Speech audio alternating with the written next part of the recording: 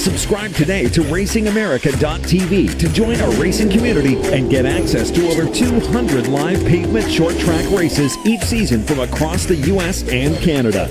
Plus, RacingAmerica.tv has exclusive and behind-the-scenes coverage of the NASCAR Cup team. Enjoy competing with your teammates. We already know. Subscribe today and claim additional discounts and access. And your front row seat to watch the excitement and drama. Car lifts up in the air. From grassroots to NASCAR, become a subscriber today at the home for race fans everywhere. You're watching Racing America right here on Racing America. Racing America. It's in our DNA.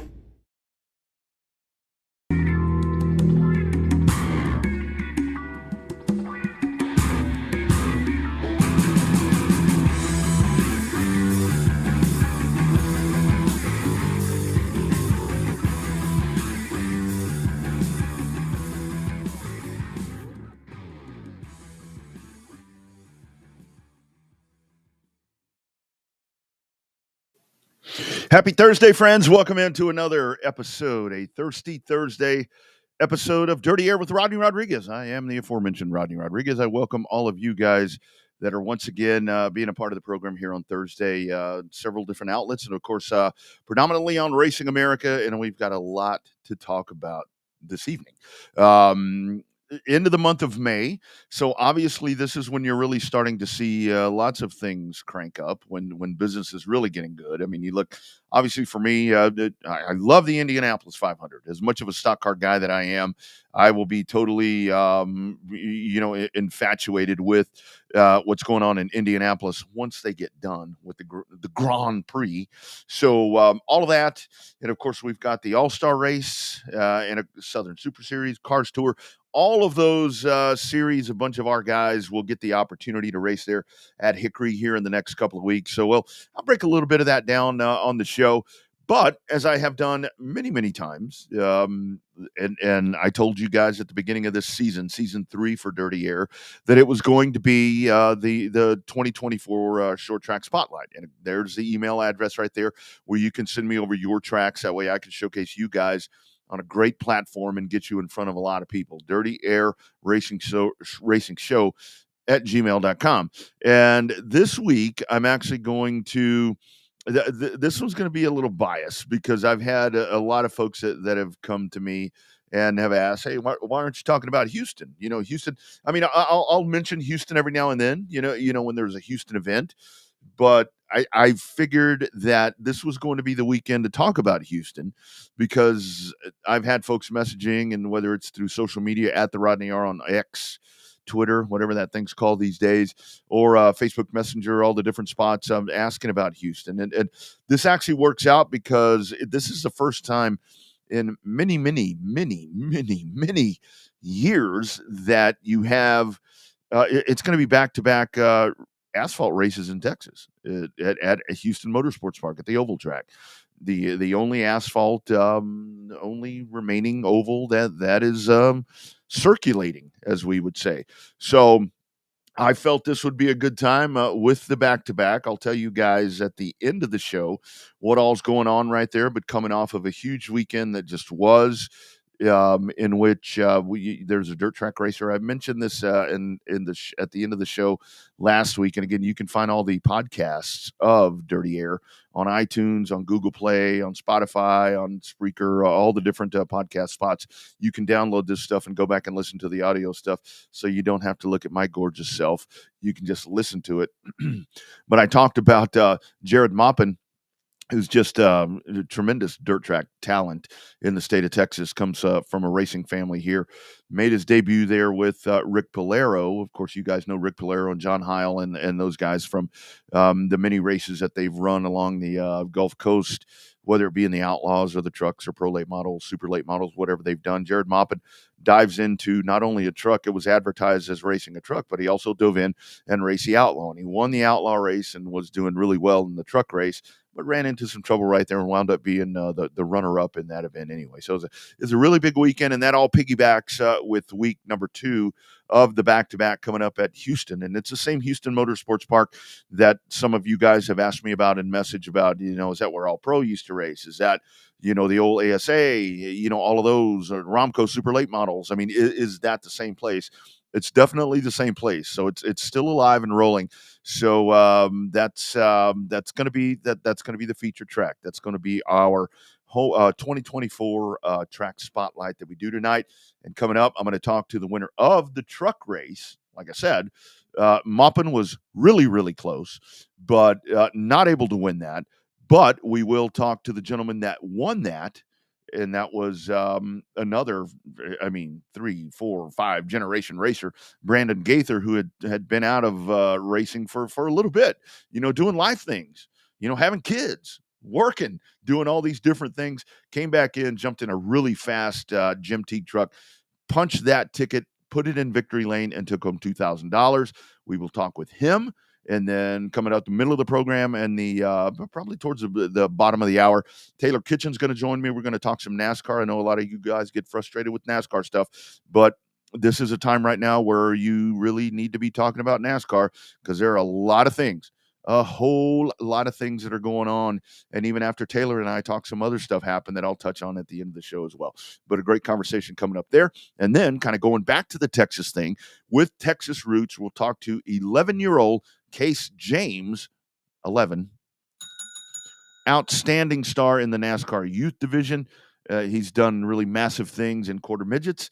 And this week he comes home, he comes to Texas, and he will be a part of the truck series. He will be racing in the trucks. So we've got that conversation coming up as well. So looking forward to a loaded Dirty Air. So like I always say, Thirsty Thursday, grab yourself a cool one. Kick back, sit back, relax. Feel free to be interactive on the show with me. I would love to see your comments. If I can get to them, I will. We can bench race. We can go back and forth and just talk. That's what this show is all about because this is where the short trackers gather. Coming up, brand new segment. It is the Rogers Dabbs Chevrolet GM Performance Performer of the Week. And that will be the man that I was talking about that punched that $2,000 ticket at Houston. It'll be our man, Brandon Gaither, coming up. But first, speaking of Rogers Dabbs Chevrolet and GM Performance, how about a word from our friends at Rogers Dabbs Chevrolet in Brandon, Mississippi? Rogers Dabbs Chevrolet was just a regular car dealership here in Brandon, Mississippi, and about 10 years ago, we started branching off with our parts department, and we became one of the top 3 largest parts departments for powertrain, for engines and transmissions in the country. So in doing so, why not support the industry that supports the most powertrain, which is your performance engines and racing? And there's a need there that was not being filled. There was a customer base that was not being taken care of. We keep the sealed crate motors in stock, the 602, the 604s, the 525s. Whether you're driving a late model or a modified or a street stock, we've got an engine for your car. We also carry the accessory kits, KRC drives. We also do Gary Williams carburetors. We've been in this for a couple years now, and we're doing it to benefit the racers. Everyone is trying to get into racing, knows that it's not a cheap sport to get into. So price structure was a big thing in taking care of the racers, and we knew early on that we did not want to make this a profit center. We wanted to make it about the racers. Price is a big thing. However, customer service is where it's at. And we've had several instances where racetracks have called us and said, hey, we had a driver out here qualifying and their engine popped. And it's Friday night at 9 o'clock. And our team, Benny and Ryan, are calling me and saying, hey, boss, we need to take care of this race car driver. Let's get them an engine as soon as possible. And they'll be here before sunrise the next morning on Saturday morning, pulling that engine, getting it to that person so they can get it installed and be racing that night. That's the kind of customer service we want to deliver.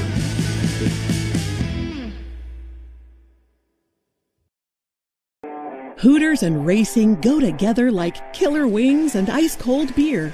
Racing has been at the core of Hooters' DNA from the beginning.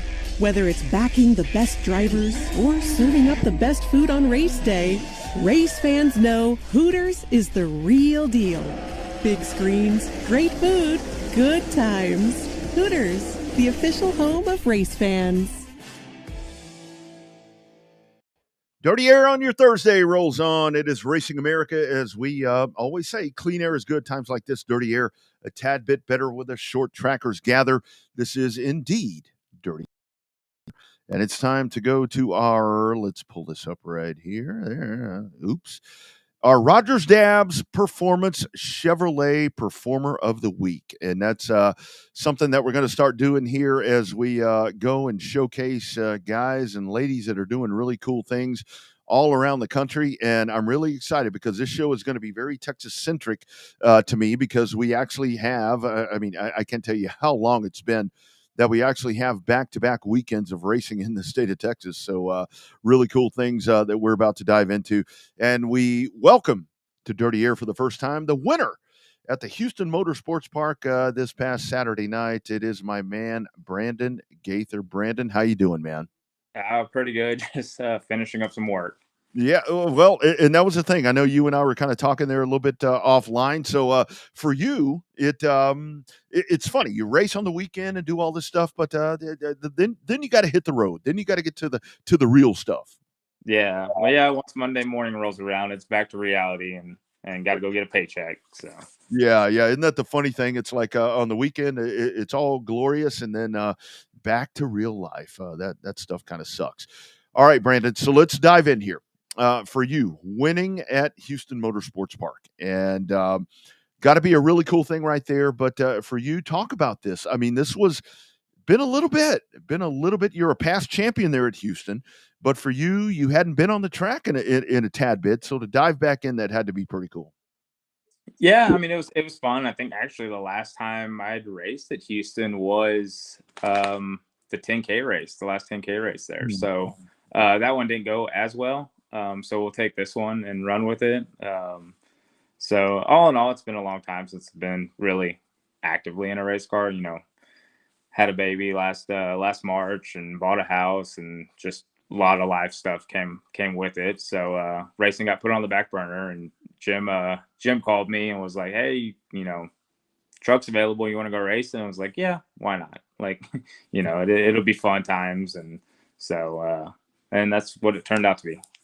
So, Brandon, I mean, with that truck, you mentioned Jim. That's Jim Teague. I mean, and of course yourself, the Gaither family, the Teague family. I mean, that is some of the best people that we have in the state of Texas that continue to support asphalt racing. Kind of talk about that part, to dive in that truck for Jim. I mean, these guys, I mean, they work really hard on their stuff, and that's a proven truck. That's a proven truck. And any rust that you may have had, man, I never saw it. You just sat there and kind of wheeled that thing around there. Yeah, I mean, you know, of course, Kruger does all the work on setup wise on, you know, all the Teague stuff, my stuff. You know, he ended up showing up later about 5:30 to run Briner's truck. But I knew once, you know, Jim called me and said, "Hey, you want to race this truck?" And Jake had won it in, you know, I guess the last race of last year. And I was like, "Yeah, we'll go run it." You know, it's a proven truck. I don't think I've got enough laps around Houston now that it's kind of second nature. And I had some jitters, you know, when we got there. I was like, man, it's been a while. I don't know if I remember how to really get around here. And then, you know, stopwatch showed that it felt like I'd never fallen off. So the only thing was about getting in that truck was knowing that it won and trying to back it up. So, but yeah. luckily. I think one of the things that when you and I were in the victory lane there, and friends can check out raceon.com to go back and watch that race there at HMP. Kind of talk about that part when Kruger calls you, and you mentioned to me in victory lane where he said, "Don't let me down." Yeah. No pressure, dude. No pressure at all. No, just get in there and drive that damn thing. Yeah, that was I mean, heck, I had the truck here at my house actually, just going through it. All we did from October was put new brake pads on it. So I just kept a little maintenance on it. And of course, he's just calling me. I mean, we talk daily, and but it was just a little bit more each time the race kept getting closer. Like, you remember what the truck did? You remember what the truck did? And I was like, I know you don't got to keep reminding me about it, but he does. Hey man, that's a good thing. I mean, sometimes that's a really good thing, and kudos to you. I mean, because that's a lot, when you got that dude tapping on your shoulder. Let's talk about that race. I can't pull the video because that's a different streamer, Mhm. but when you look at that race, I mean, you had a couple of guys that were doing their thing right there, and you were just kind of sitting back there behind them. You were right there within eye shot of them. Um, it seemed like to me that you were just kind of waiting for the shit to hit the fan, and it finally did. And boom, there you go, and you checked out. Uh, yeah. I mean, me and Jake kind of had a plan to try to get to the front as quick as possible and really control it. Um, and once we kind of settled in, we just sat there and rode, and then with about 20 to go, and that caution came out, and I was like, all right, this is about to where it's gonna get Western here in a minute, because I know the guy that was in the year of the '96 truck, and I know how Jake races, and it's just hard racing. Let's just put it that way at the end of the day, and um, just luckily it fell into my lap. I've had a lot of them taken away, but I'll take the ones that fall in your lap sometimes. That's right. So, Brandon, how cool for you? I mean, you talked about, I mean, life happens. I mean, I remember you guys. I mean, you guys were little kids when I knew y'all. My dad raced with your dad, and then I've raced with your dad, and we all go back so many different decades around here. But sitting in victory lane, and I'm glad that Owen let me go down there to talk to you. Your dad walks up. I mean, you got the kiddo, you got the lady, you got all that happening right there. That had to be really cool for you to just surreal moment. And I saw you sitting in the truck. You were soaking that thing in to get everybody there that you wanted to be there. For sure. Those are pretty cool, pictures. I'm gonna be able to look back in time and see my little there, and my fiance, and my dad, and my nephew. We had majority of the family there. My brother was back in cotton ball racing, having his fun on the dirt. But yeah, just moments. That was a fun time and excited, and in the back of my head the whole weekend was like, I would like a victory lane photo, to have with my daughter and stuff, and I'm able to have that now, so. Yeah. Yeah, that's super awesome. Talk about that dirt part. I mean, you mentioned your brother racing over at I-37, which is in Pleasanton. You guys, I mean, Memphis Virial, I mean, Honeycutt, I mean, all these guys yourselves. Man, we got some of the most versatile racers that you're going to find in the country. Because you guys, I mean, you'll sit out there and rip the pavement up, and then boom, there you are, on the cushion on the dirt. I mean, talk about that part, man. We got some of the best drivers here in Texas. Oh, for sure. Like you said, Caden, Memphis, Jared at that moment, Yeah. there was some people that said that he'd take him a little time to get acclimated to it, but I knew he was a racer at the end of the day, and it's just it's fun to do that stuff. Like I said, I'm partial to asphalt and will always be partial to asphalt, but at the end of the day, I'm a racer, just like those guys are. So it don't matter if it's pavement or dirt. If it's got steering wheel and four wheels and tires, I'd like to race it. So I can say that I officially have beaten Jared Moppin now on dirt and asphalt. So I'll take that one on the notch on my belt. Oh man, I love that, dude. I'm going to run with that and make some big stories out of that. I love that a lot, man. So here we go. We're doing it again. I mean, Mother's Day weekend coming up there at Houston, and we're doing spectator races and all this other stuff. Are you back in the 71 this weekend? That's a burning question. Are you going to go back this one up? I would like to go back, but unfortunately, the truck is still apart. With these crate motors, and the program and all that, you got to send them back off so we don't got a weight penalty. That's kind of what stinks about having, crate motor rule, but just is what it is at this point. But we will be out there, handful more times this year with the truck. So definitely supporting what Owen's gotten going over there. So for you, the rest of the year, I mean, doing that, I mean, maybe back in a stock car. What all are you? I think you're kind of one of those dudes. You're just kind of the free agent right there. You're just kind of waiting for that phone to ring. It seems like, and then boom, I'm going to dive into whatever I get. I mean, pretty. It's definitely going to be the truck. either if I'm not in it, Mason or even Jake, he's building a house right now. So maybe the last couple of races we'll get him back in that truck. But other than that, it's probably just going to stick to if sounds mean, but if someone's paying for it right now, just got a lot of wedding in August, all that stuff. So I'd like to be out there with my Outlaw. It sits in the garage. So if anybody wants to jump on board and help paying for it, then I'm game for it. But in this moment, it's just I'll be racing the truck majority this year. So you still have that? You still have the Outlaw? Oh yeah, it's sitting there. It's a sentimental car. It's Kruger's old TSR's car. So it's not leave. If it ever leaves my shop, it goes into Kruger's shop, and that's where its resting peace will be. So yeah, it sits here. Partial. I kind of started putting it back together. Took all the leaf springs and everything out of it to convert it to an Outlaw. But other than that, it's sitting in the corner of my garage. Nice.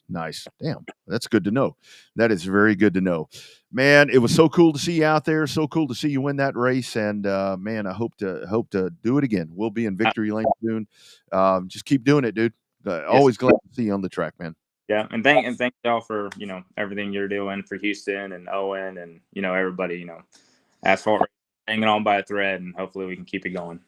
Isn't that the funny thing? It's like I was telling some folks earlier in the week where it's like I can't remember the last time that I went and called a race on a Saturday on Pavement, and I'm going to do it again.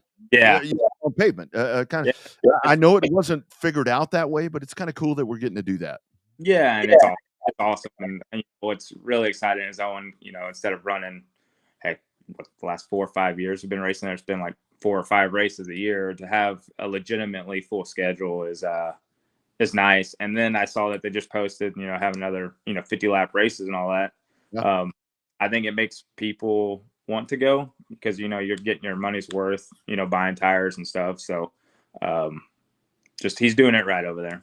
Yep, absolutely. Super good stuff. Brandon, congratulations, my man. Proud of you guys. Love your family. Love you. And hope to see you again there soon, my man. Yes, sir. We will be. You got it, buddy. Take care. Bye. Right there, that is your Rogers Dabbs Chevrolet GM Performance Top Performer of the Week. And it is Brandon Gaither as he takes home the $2,000 pot. $2,000 right there on the line. And that's a big purse. That is a really big purse when it comes to racing, especially in pavement racing here in Texas. We get a lot of factory stock shows on dirt and so forth where they're paying $5,000 to $10,000 to win. But for asphalt, that's really big. A few years back, right there at that same racetrack, Gina did, a race that was $10,000 to win. Brandon talked about that one right there. But, few and far between. Again, our track spotlight is Houston Motorsports Park, Dirty Air Racing Show at gmail.com. I'd love to showcase your track. I'd love to showcase your drivers and such. All you got to do is send me over an email, and I will do the rest. All right, guys, y'all stick around because coming up, we're going to go to the NASCAR Cup Series, and we're going to talk about the Kansas race. We'll talk about that finish, closest finish ever in the history of the Cup Series. They've been doing this for a while. Some other hot topics and so forth that are happening right there. Not going down the hybrid road conversation yet. Give me a little bit of time. I'm not ready to embrace that yet, but I will talk about that at some point. Taylor Kitchen is going to join me. But I do want to tell you guys, you see me sporting the nice polos and so forth. When you see me out at the track, I've got the Dirty Air caps. I've got the Texas Show revved up caps and T-shirts and all that stuff. And that is all from my friends at On Demand Shirts in San Antonio. They take care of me. They are the official apparel provider of lots of drivers in this region, and they will expand that. They take care of a lot of the parent company takes care of a lot of massive companies, but the focus right now is on demand shirts. They are the official apparel provider of Double R, and they can be the official apparel provider of you. So check them out, ondemandshirts.com, embroidery, everything. They are more than shirts. They're on-demand shirts, guys. Stick around. Taylor's coming up. We'll talk some NASCAR, and then we're going to talk to, the young stallion, Case James. That's all coming up. Clean air is good. Times like this, dirty air a tad bit better. It's where the short trackers gather. It's Dirty Air on your Thursday. Thirsty Thursday.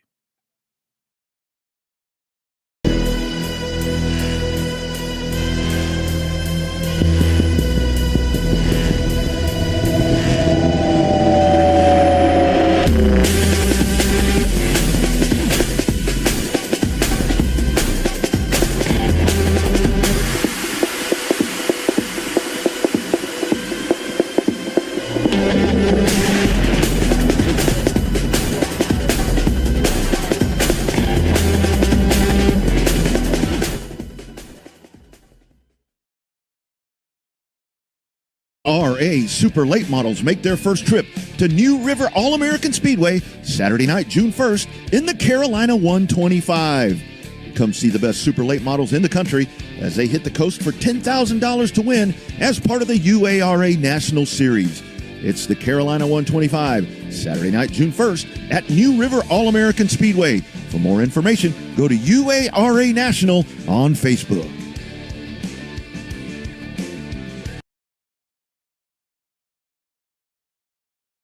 The Stars will be out at Oxford Plains Speedway July 2nd and 3rd, going for $40,000 to win in the All That's Metals Celebration of America 300. NASCAR champions Kyle Busch and Daniel Hemrick, along with short track legend Bubba Pollard, take on North America's best in a 300-lap battle. Plus, New England Super Modifieds going for $10,000 to win and more. It's the Celebration of America 300, July 2nd and 3rd at Oxford Plains Speedway, and you can see it only on Racing America. Racers are dedicated to winning, and Chevrolet Performance's 3 factory-sealed Circle Track crate engines can help you get to the checkered flag first. Whether you're a weekend warrior or a touring hero, on dirt or pavement, Chevrolet Performance Circle Track crate engines are engineered to win, right out of the box.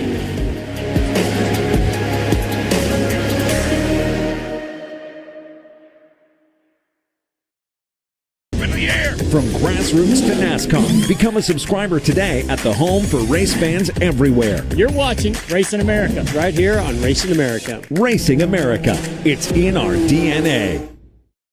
Dirty Air rolls on your Thursday as we are talking good stuff, talking short track racing right there. Great conversation with Brandon Gaither, who was our winner at Houston this past weekend in the trucks. And again, we'll talk about later in the program.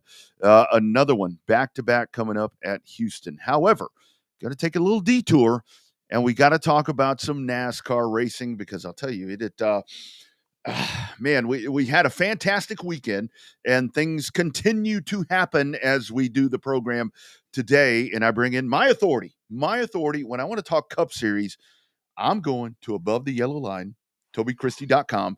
It is my friend Taylor Kitchen. Taylor, how you doing, ma'am? I'm doing great. Thanks for having me back. I appreciate it. Oh, absolutely. Love having you on the show. Before we dive in and talk about photo finishes and all this other stuff, I have to tell you, girl, I was living vicariously through you in the month of April. Talk about everything that you just went through. God, that looked like a good time. Yeah, so I saved up a bunch of money to go live in Charlotte for a month, and it was one of the coolest experiences I've ever had. I got to travel so much. I got to do so much. I went to Richmond and Martinsville to cover races. I got to work out of the Racing America offices, and everything I've been working towards finally just kind of was right in front of my eyes. And it was awesome to be able to work with people in person, see people in person, get to talk to some pit crews. I got to work with the 42 pit crew and do some special pieces on all of their stories. And it was just the coolest experience. I also got to try cookout and Chili's for the first time. So, I mean, you can't go wrong with that. Like, it was so fun. So it was a great time. Oh man, that was so. When I saw your Chili's thing, I was like, she's never been to Chili's. I'm like, man, how can that be? See, I need to bring you to Texas, and I can introduce you to Tex-Mex and all that cool stuff because we had all kinds of cool stuff over here. So, I mean, talk about that part. It's one thing to cover it from afar. I mean, I cover NASCAR racing, watching on that screen or that screen, every now and then I get a race here in Texas, twice a year. But to actually be there, boots on the ground, man, that changes the whole aspect of it, doesn't it?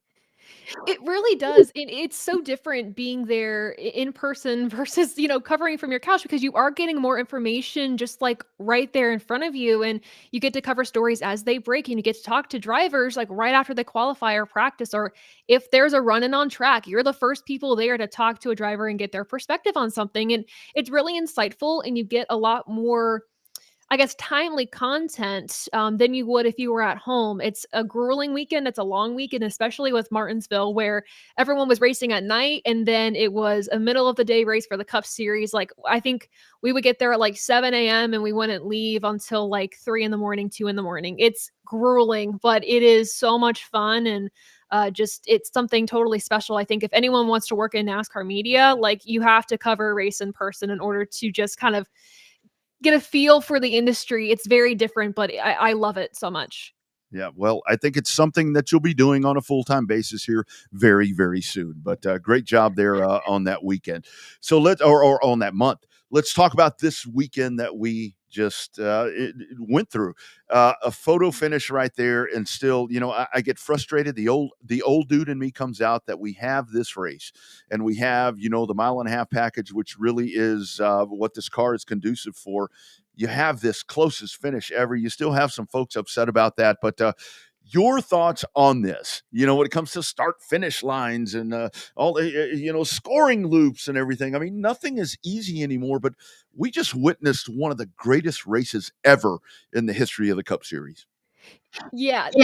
My thing is, we're going to have the closest finish in NASCAR history, and we're still going to complain about it, about something, right? Whether it's the scoring line that we have or the start finish line. It was painted pretty crooked, but I mean, of course, we have the technology to kind of tell us, who finished ahead of who. So love technology for that reason. But yeah, I think my first thought before we even got to that overtime finish was that, Kyle Busch brought out the caution in what could have been a fuel strategy type of race, which I love. And I was like, oh man, now they're going to stack everybody else up.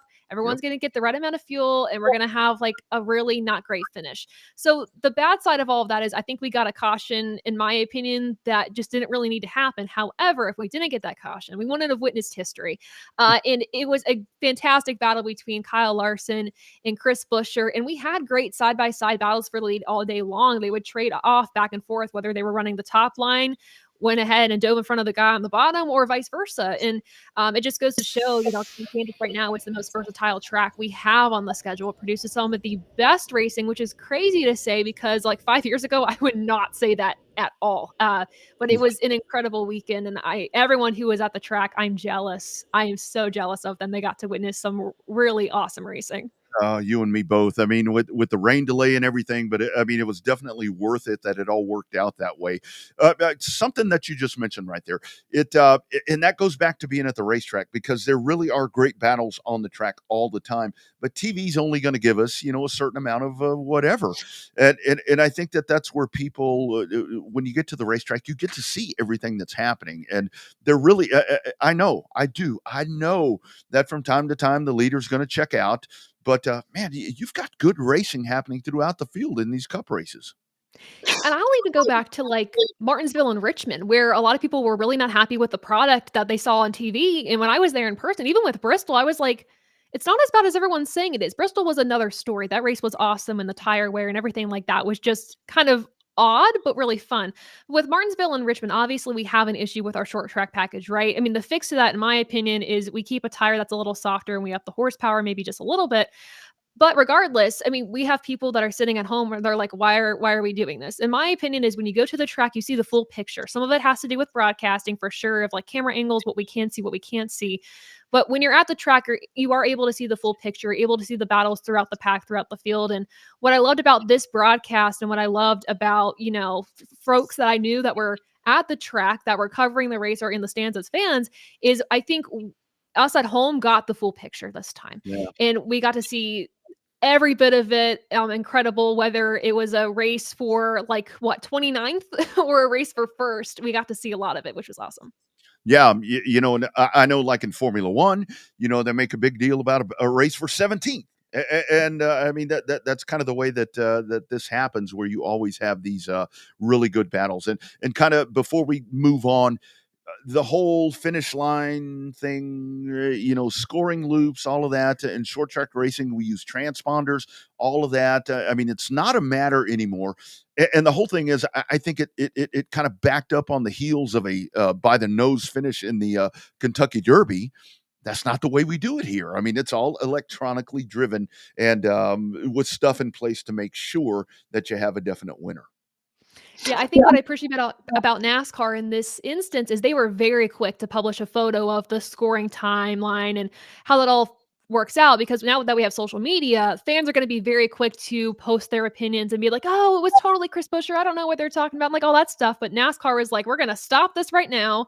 Yeah. Here is the photo proof." And I really appreciate how quick they were with that. So it's not like the Kentucky Derby where we're looking at the noses of the horses to see who's ahead, and you have some different policies in short track racing. But with NASCAR now, we have this great technology that gives us this information very quickly. And I notice now when we have the overtime finishes, the bottom left of the screen or bottom right of the screen, one of the sides, you'll actually see like a caution light. So it shows you as soon as that caution button is pressed, like up in the NASCAR tower, like you can see it on screen too. So keeping up with that transparency for the audience is key, and I commend NASCAR for doing that.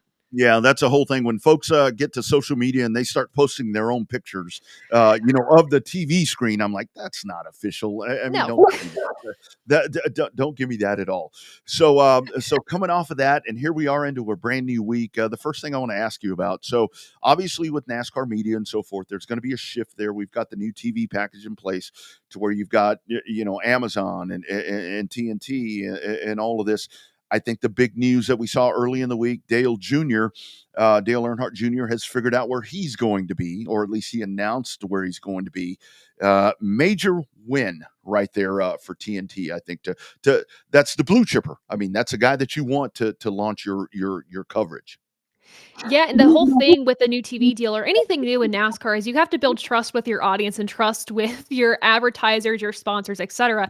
And having somebody like Dale Jr. in the booth to kind of lead that charge for TNT and Amazon Prime, that is a huge deal, not only because he's a big name, but people already trust him. People already like him. If you don't like Dale Jr., I can't help you. Like, he's one of the most likable guys in the industry, right? So it's a huge win for the sport, and he's very insightful. And for him as well, it's a win for him. He gets to focus on his team, Junior Motorsports, during the playoffs. He's not splitting his time between being a team owner and also being in the broadcast booth. He's able to have that like 10-week segment in the middle of the summer to really just focus on, his job outside of a team owner. And then he can come back and try to get his team to win a championship. It's eluded them the past few years. So I think this is also beneficial to them on the racing side too.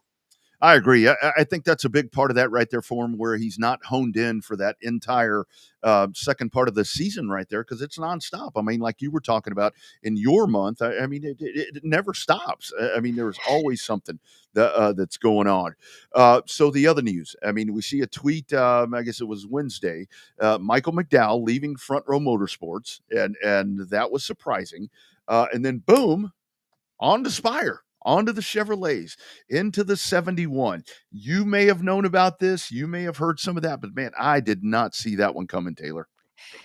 Yeah, that's a piece of news that a lot of people didn't see coming. And when I heard about it prior to, I was like, interesting. I mean, that my first thought was just kind of toying around with the idea of like, why would he leave? What's the situation there? And like, well, I don't think we'll know that. But what a steal for Spire. First off, Michael McDowell is really good at building up teams. I mean, before he went to Front Row Motorsports and Cup, they were like a 20th place team dancing around that position. They had 2 wins prior to him, ranging in like a 3 or 4 year span with like David Reagan and Chris Buescher. And then when Michael McDowell joined their team, I mean, he has 2 wins now between 2021, the Daytona 500, and between last year at the Indy Road Course, where he dominated over half the race. And now their team average is up, like they're racing in the top 15, top 10, competing for wins. Not just McDowell, but even Todd Gilliland too. We'll see him as a contender for some weeks as well. So for me, it's definitely a loss for Front Row Motorsports, and they're going to really have to find a driver that can help keep their program at the status quo that they're at right now, because I don't want to see them backslide. But for Spire as a team, where I think we're looking for them to perform a little bit better, considering everything that they've done to upgrade their team this year, it's a big deal. And I think Michael McDowell can really help them with Corey LaJoie and, of course, Carson Hocevar. And that, of course, means that Zane Smith is out of the 71, and we don't really know where he's going in 2025. He's a contracted driver with Trackhouse. He is with them. But it's a matter of, does he have a seat? And that's the big question mark. That's right, because there are limited seats that you're going to find. Kind of your thoughts. I mean, for Ford. I mean, Ford is kind of they've struggled. I think when I saw the McDowell thing and that he was leaving there, I was talking to a friend. He's like, well, maybe Honda's going to launch their thing, and maybe he's going to spearhead that. But going to Chevrolet, I mean, for Ford, you're losing the guy that has kind of been your top performer at this point. Yeah, I mean, for Michael McDowell, it's a return to Chevrolet. He was there with Levine Family Racing in 2017, so kind of familiar territory, but Ford right now, their performance is a little shaky across the board, even at Team Penske. I mean, it's been a little rough, and having a driver that's as consistent as Michael McDowell, of course, this season, maybe not as consistent as we would have liked for him. It's been a little rough, but having somebody that's typically consistent, it's not a positive thing that you're losing him. So the idea is that Ford needs to find drivers that are consistent. And then of course there's all the rumor and speculation that Stewart Haas Racing might not re-sign with Ford. So then they'd be losing another team. And then we have the whole speculation as well, is there going to be a fourth OEM? And that's like way down the line, I think, for sure. But it's a matter of, I think Ford needs to get these teams to kind of trust the process again, trust their progress too. I think at some point they'll turn it around. Remember last year, I mean, they had a rough start to the season and then they started to figure it out a little bit, especially with RFK. And then, of course, Ryan Blaney doing really well in the playoffs and taking the championship. So there's no doubt in my mind they'll figure it out. But I think the longer it takes for them to get up to speed with Toyota and Chevy, the more doubt some of these teams that are currently racing for Ford have. Yeah, for sure. Lastly, we're coming up on the throwback race. I've watched a couple of your posts right there. I mean, I love. I mean, the Labonte car. I mean, that obviously I'm a Texan. I mean, that one for me. Terry's a friend of mine, so to see that, it's like, oh my goodness. But really cool stuff coming up right there. I'm looking forward to that, man. I love that race when you get to see those old schemes, and I like that it's not in the playoffs where it's a distraction. But talk about some of the stuff that you've seen right there. Really, really cool looking rides coming along. Yeah, the Terry Labonte scheme, hands down, my favorite of the throwback weekend. And we usually rank them on above the yellow line on our live stream that we do Thursday nights at 7 p.m. We do like a live tier list. We rank them with our audience. So it's kind of a collaborative type of thing. So we'll do that. So I don't want to give any spoilers away of my thoughts, but I will say, regardless, Kyle Larson's paint scheme is getting its whole different tier ranking. Like, it's gorgeous. It's beautiful. Nothing's going to beat it. It's awesome. But so far, the paint schemes across the board for even Truck and Xfinity have been pretty stellar too. I will judge a little bit if there are teams that aren't doing a throwback, just slightly, just slightly. But otherwise, it's a really fun weekend, and I'm excited to see all these cars hit the track because a lot of the renders have looked fantastic. Yeah, they really have. And I was wondering if you were going to touch on that. The folks that aren't doing it, come on, man, be a part of the party. Be a part of the party. Yeah, be a part of the party. Like, I get some sponsors maybe don't want to partake in that, and that's a sponsorship thing, and that's fine. I understand that. But I'm also like, it's a fun thing to do once a year. It's tradition. Like, there's Right. nothing wrong with it. It's a chance to tell a story. And from somebody who works on the media side of things and the marketing side of things in the sport, storytelling is all you can do to try to get eyes, try to get attention, try to get more sponsors. So I think it's a big miss if you're not doing the throwback, but I also understand if it's something that maybe your partners aren't really wanting to touch, but Yeah, yeah. missing out.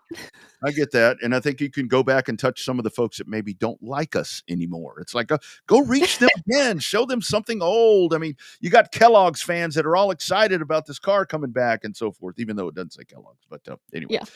Taylor, you do amazing work. Thank you for jumping on Dirty Air with me once again. Like I said, you are my go-to above the yellow line.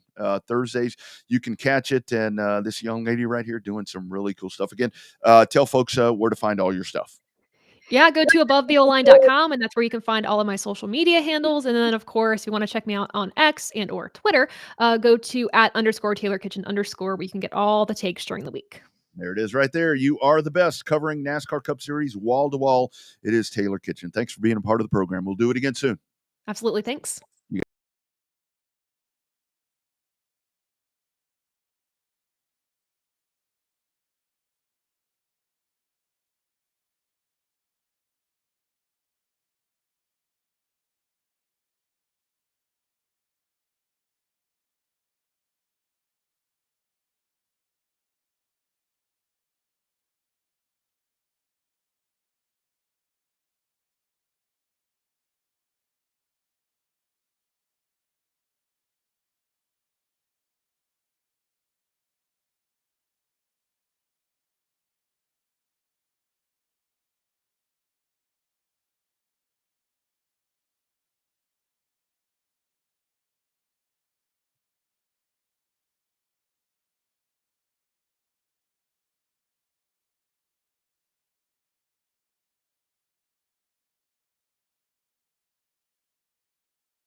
lost. Sorry about that. Thank you all for checking in. Taylor checking in right there. It's the art of scoring a race, the old school way, where you're sitting there doing this, and you got to have eyes going both ways, sitting there doing this stuff in pencil. Man, it's a lot. It's a lot. But it really is a different day and time. And thank you, Todd. I got that figured out to where it, the horse race thing, and it just so happened. I got to tell you, it was that was really one of the cool things that I thought was a really big deal this weekend, is that where horse racing and car racing kind of took center stage in the fact that you had those photo finishes, and that it's really great. I mean, that's the stuff that we want. I mean, because that brings the eyeballs to our sport. I've got friends in the horse racing business, and it's like, man, they are so fired up, and they've got so many people that want to find pari-mutuel betting, and they want to find a racetrack near them. They want to find something. Here in Texas, we got Retama Park in San Antonio, and they're about to see a huge resurgence of people coming out to watch this stuff live, and that's great. That's great. Did want to touch on this. The interview with Taylor was recorded because she's got her show on Thursdays as well. Nope, that's a wrong one. This is the one that I'm looking for right here. Yeah, man, that's a damn shame right there. There are a lot of us that do shows like Dirty Air. Of course, you got the Bull Ring here. You've got all the different shows that we do on online, whether it be at racingamerica.tv, racingamerica.com, all the different stuff. Flo does stuff, raceon.com. I mean, and so many shows on Facebook, that go live. I mean, our Revved Up show started that way in Texas. I mean, we threw up a phone and started doing stuff. And that's the fact to me is that Race Hub is leaving. That I'm not happy about that at all, because that really is the show that, I mean, after everything is said and done, because if you watch mainstream sports media, which I do for my regular stuff that I do, I have to sit here and I have to know NBA, NFL, NHL, all the different MLB. I have to sit there and consume that stuff. And it's always been really cool to me that at the end of my day, and I know that folks have told me this as well, that when it comes down to the end of the day, when they get home, and in my case, when I'm done with all the other stuff, I watch Race Hub. And that's where you get, Radioactive.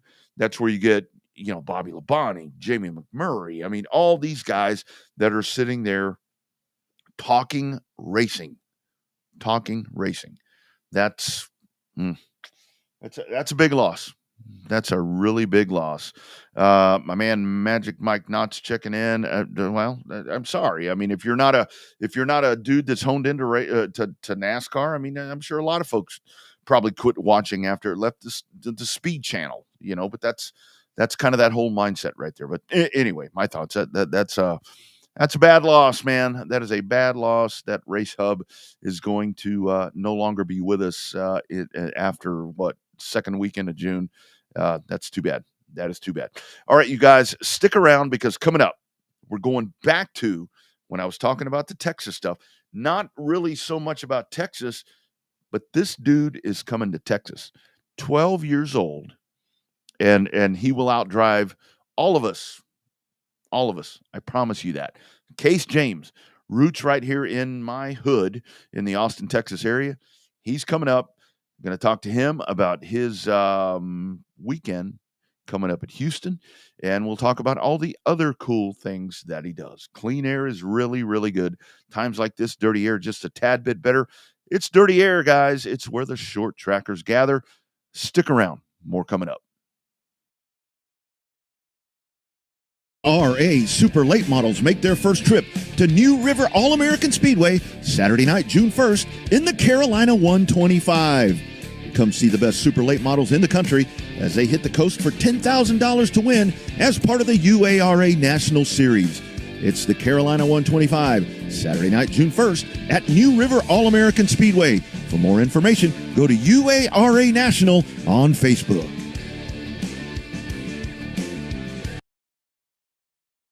Hooters and racing go together like killer wings and ice-cold beer. Racing has been at the core of Hooters' DNA from the beginning. Whether it's backing the best drivers or serving up the best food on race day, race fans know Hooters is the real deal. Big screens, great food, good times. Hooters, the official home of race fans.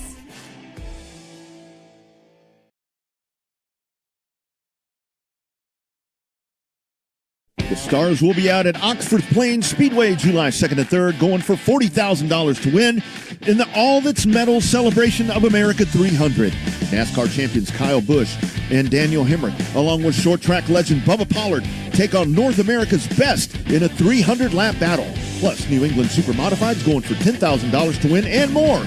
It's the Celebration of America 300, July 2nd and 3rd at Oxford Plains Speedway, and you can see it only on Racing America.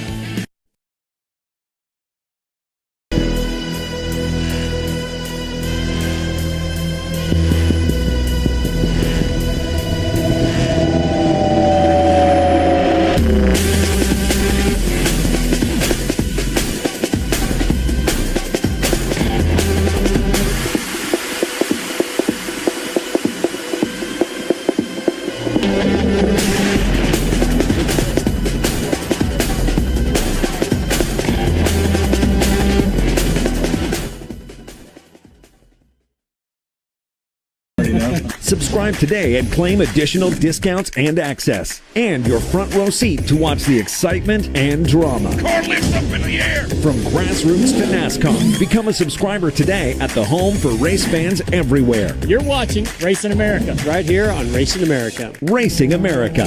It's in our DNA. Dirty Air on Racing America. Welcome back in, friends. Rodney Rodriguez, as we've been talking about Texas short track racing.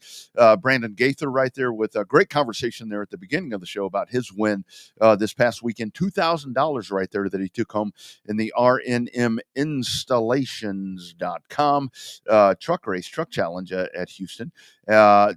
Taylor Kitchen with all the breaking NASCAR Cup news as that continues to be a big thing. I mean, lots of things happening right there as we broke the McDowell news, talking about that as he is heading over to Spire and all that good stuff. But let's go back to short track racing because that's what we do.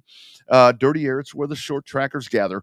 And as I've said so many different times, my time here racing in the Austin area, I've raced with a lot of good friends and family members. I consider a lot of people my family. That really aren't because they've been my racing family for so long, almost 40 some odd years that we've done this. And bringing in right here, this is a young dude that has just been, I tell you, he has taken the racing world by storm, but I'm not surprised because he's a fourth generation star. The original roots for him are here in the Austin area, but doing really good stuff. I welcome in my man, Case James. Case, how we doing, sir? Good. How are you doing? I'm doing well, my friend. Thank you for taking the time to jump on here. So let's kind of trace this back. I mean, like I said, I raced with your dad. Your dad was like a big star when he came in 1996. Young, just like you. Looked just like you when he came in. But man, you've got a great family heritage right there that you're a part of. I've also got sponsors. I got a ton of them, and I'm really happy with us because they're very important to our racing. Yeah, no doubt about it. It takes all of that. So, Case, let's talk about the NASCAR Youth Series. I think that's really important for young and up-and-comers like you that have that talent to be able to have a place to showcase what you're doing. Kind of talk about what's been going on with that.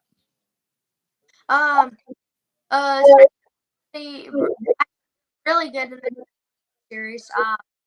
We raced Vegas in March 1st, and we went forward from there. So I was pretty happy with that. And then our most recent event was Kansas, and we were able to get 3 wins there. So that was really good. And the next race is Indianapolis. So hopefully we can go get us some wins there. Wow, what a place to go race. That's got to be really cool. I bet you're excited about that. So for you've been doing this. Talk about the quarter midget stuff. I know here in Texas, we've got a lot of folks. I mean, a lot of our great drivers now started with that. You've been doing that since you were like 4 or 5 years old. I mean, talk about quarter midget racing. That seems like a whole bunch of fun. Quarter midget is a whole lot of you know, you get to travel different places. And you know, like you said, I've been racing since I was like 5 in quarter midgets. So it's been really fun and all. It's you have so many friends. You get to travel all across the country. And I don't know. It's really fun. I can tell you that. Yeah, no doubt about it. So I mentioned your dad. I mentioned Colt, and like I said, you know, he came on back in about '96 when I was in one of those classes back in Austin. Talk about him. I mean, it's one thing that's your dad, but at the same time, that's your coach, and I think that relationship right there is one thing that makes you so good at what you do. Yeah, that relationship is that's who it makes me who I am, and he makes me fast on the track, but he also knows how to set up race car. He also gives me very fast race cars um, that helps us be able to compete up there for the wins. Yeah. So, Case, is there ever a time, and I should probably ask your dad this, but is there ever a time when you have that line between setup guy, race car guy, coach, and then dad? Is there ever a point where he comes in and it's like, okay, forget the race car stuff at the track. Now I'm your dad. Does that ever happen? Yeah, it always happens because he's, he's my dad. You know, he's there for me. Yeah, but other to me, my dad. He's really good at cars, and he's a really good coach. But at the end of the day, he's my. That's right. That's right. That's what it's all about. All right, Case. So big things happening. This is our second weekend in a row that we get to race in Houston for we Texas asphalt racetrack fans. And you are coming down. You're going to come down with your team, and you will be in a pro truck in a pro truck that your dad has won in, a pro truck that your grandfather built. How cool is that to get to do that at Houston? It's really cool. I get to continue that family tradition in that truck. Like you said, my grandpa built that truck. My dad went a lot to that. It's just very exciting to keep that pro truck. Yeah, for sure. So, Case, how much time have you had in that thing? Because that's a big difference. I know that you have, bolted the seat into that thing and driven it around somewhat. But, man, what are you thinking about making your way back here? You know, had much time in it recently. But we're gonna get there. We're, hopefully we can start off good. Fast so that I can get in the rhythm back in the rhythm again. Yeah, absolutely. So, Case, I mean, I know that with the family there, your mom and dad and everyone, talk about everybody that makes this possible because it really is. I mean, there's so many, and especially yourself at a very young age, right there. It takes a lot of folks to support you. Just talk about those people that make this so great for you. You know, all they um they make it for us. They support us all, and I just like to thank my my chassis builders, my engine builder, my quarter midgets, my whole entire family in Texas, and my family here in North Carolina. I'm just very thankful for them, and they helped this become possible. Absolutely. So, Case, how hard is this? And I'll ask you this before we part. How hard is it for you to be a regular kid when you're doing setting track records and winning championships and doing all these different things in race cars? How hard is it for you to just be a young guy? I mean, that's got to be a lot that you're carrying as you continue to progress. Um, it's a lot, you know, be normal because a lot of these kids at my age, they're playing like football or they're playing baseball or any other type of sport, but like not many say that that they race. Yeah, yeah, they're all excited about Little League, and you come rolling up with trophies and track records and all this stuff, and they're like, "Oh my god, okay." Case, thank you for jumping on here. I know that you guys will be flying in, and I can't wait to see you and to hug your dad, and just again, family reunion coming up as you head back to Texas. So excited to have you back with us. Yeah, I'm excited to be back. Be back in Houston. It was just so fun last time. Last time I came down, driven. It's a fun one this weekend for sure. Hopefully we have to go compete for a win and hopefully get top 3. And Mother's Day, is Mom coming? Is she going to make the trip? Yeah. My mom's also flying down. Oh, man, I know it's going to happen right here. I cannot wait to see you in Victory Lane, my friend. It's going to be very exciting. Case, good luck. I'll see you this weekend. Thanks for taking the time to jump on Dirty Air today. Yep, thank you for having me on the show today. Absolutely. Take care. Mother's Day, guys. Subscribe. It's Mother's Day weekend, and here he comes, making his way back to Texas. It's going to be a lot of fun. Let me just before we get done today. Let me throw you some stats here about this dude. 12 years old is this young man right here, Case James. In the NASCAR Youth Series, 30 national wins, 30, 4 national championships. In the Dixie Shootout Series, 48 series wins. That's 48 like Jimmy Johnson and Jake Wright. 48 wins, 10 series championships. In the quarter midgets, 160 wins, 160. 13 championships. And when it comes to, just overall, a main event wins for him, 240 plus. Man, what a resume. I think a lot of us older dudes that, grew up at racetracks, when we were 12 years old, I think we probably sat around and were doing kick the can, under the stands is what we did, and you got this dude that is doing such great things. And like I mentioned, he comes from such a great family. And I just, I'm very blessed that in this show that was going to be with the track spotlight being on Houston and everything going on this weekend, I wanted to talk to Case, especially once I found out that he was going to be coming in. So a big thanks to his dad, Colt, that sat there and, helped coordinate that with me to be able to get that done. And I got to tell you, that kiddo right there, he speaks really, really well. Guys, we are into the weekend. We are into Mother's Day weekend. Don't forget the moms. And don't forget your wives. Don't forget your wives because your wives put up with all the crap that we do, like racing. I know I usually go through and I talk about all the different things that are going to be coming up throughout the weekend. Again, Houston has a huge event coming up, and there are plenty of racetracks, local racetracks and streamers that you're going to find all kinds of cool stuff. But how about we let the voice guy tell us what's going to be coming up on Racing America?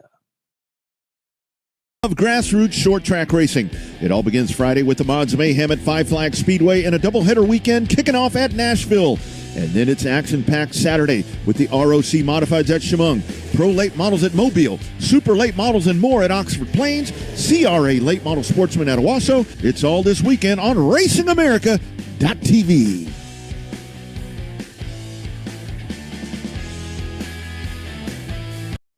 No doubt, get to a track if you can. That's the best thing. But if you can't, find a streamer because there are plenty coming up. And again, into the magic month of May, not only the Indy 500, you got the All-Star race and everything coming up. But I do want to kind of touch on right there, with the Cars Tour, that they've got a doubleheader coming up at Wilkesboro on the 14th and 15th. That's going to be, that's great.